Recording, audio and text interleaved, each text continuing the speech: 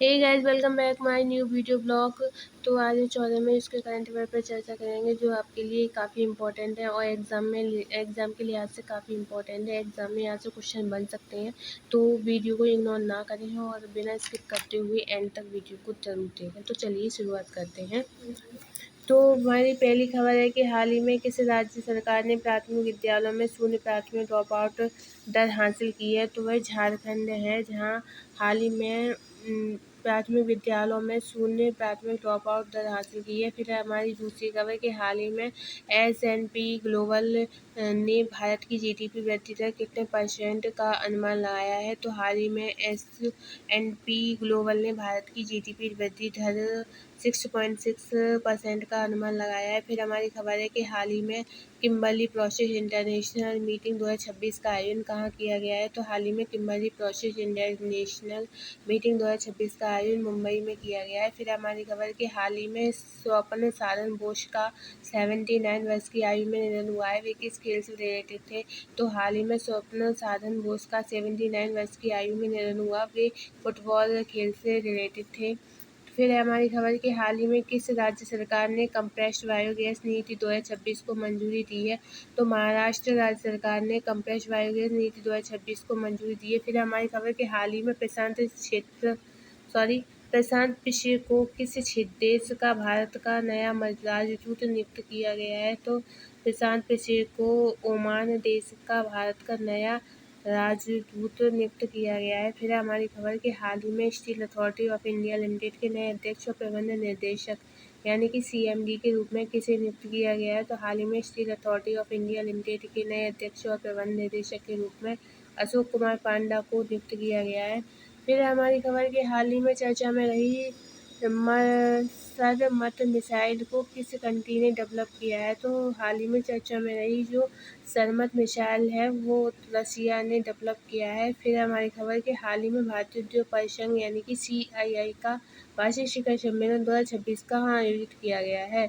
तो भारतीय उद्योग परिसंघ का वार्षिक शिखर सम्मेलन 2026 न्यू दिल्ली में आयोजित किया गया है। केंद्रीय मंत्री अमित शाह द्वारा लॉन्च की गई the bench, the war and the wizard और the lawful and the awful नामक किताबें किसने लिखी हैं। तो केंद्रीय मंत्री अमित शाह द्वारा लॉन्च की गई the bench, the war and the wizard और the lawful and the awful नामक किताबें तुषार मेहता ने लिखी हैं। फिर है हमारी खबर कि योवेरी मुसेवेनी किस देश के राष्ट्रपति नियुक्त हुए हैं। तो योवेरी मुसेवेनी जो है युगांडा देश के राष्ट्रपति नियुक्त हुए हैं। फिर है महिलाओं की सुरक्षा के लिए सिंगापेन नामक विशेष बल का गठन किया गया है। किसके द्वारा किया गया है मतलब, तो महिलाओं की सुरक्षा के लिए सिंगापेन नामक विशेष बल तमिलनाडु द्वारा गठन किया गया है।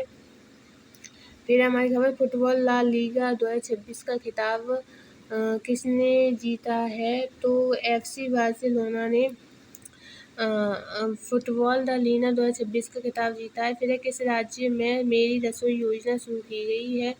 तो पंजाब राज्य में मेरी रसोई योजना शुरू की गई है। फिर हमारी खबर कि अंतर्राष्ट्रीय डायलॉन थॉमस दिवस मनाया जाता है। तो 14 मई को अंतर्राष्ट्रीय डायलॉन थॉमस दिवस मनाया जाता है। फिर हमारी खबर भारत के नए 26वें नौसेना प्रमुख के रूप में किसे नियुक्त किया गया है। तो भारत के नए नौसेना प्रमुख के रूप में कृष्ण स्वामीनाथन को नियुक्त किया गया है।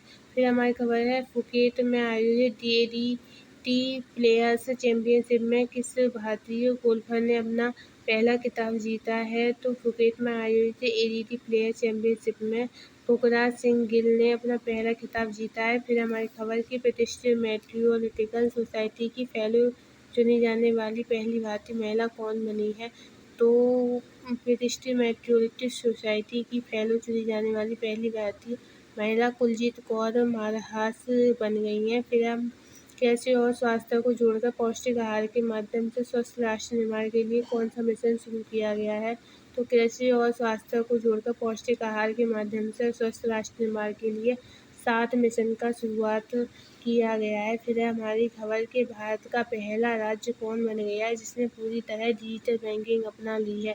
तो भारत का पहला राज्य केरल बन गया है जिसने पूरी तरह डिजिटल बैंकिंग अपना ली है। फिर हमारी खबर के वर्ष 2025 में सर्वाधिक समुद्री मछली का उत्पादन करने वाला भारतीय राज्य कौन बन गया है? तो वर्ष 2025 में सर्वाधिक समुद्री मछली का उत्पादन करने वाला भारतीय राज्य तमिलनाडु बन गया है। फिर हमारी खबर कि कृषि अपशिष्ट इको फ्रेंडली पैकिंग सामग्री किस संस्थान ने डेवलप की है? तो कृषि अपशिष्ट इको फ्रेंडली पैकिंग सामग्री IIT मद्रास ने डेवलप की है। फिर हमारी खबर कि Stockholm International Peace Research Institute 2025, जो कि CIPRI कहते हैं शॉर्ट में, CIPRI की रिपोर्ट के अनुसार रक्षा खर्च मामले में कौन सा देश शीर्ष पर है? तो वह USA है। CIPRI की रिपोर्ट के अनुसार रक्षा खर्च मामले में USA देश शीर्ष पर है। फिर हमारी अंतिम खबर है कि 18वां ब्रिक्स का सम्मेलन कहाँ प्रस्तावित है? यानी कि 18वां ब्रिक्स सम्मेलन जहाँ होगा वह इंडिया में होगा।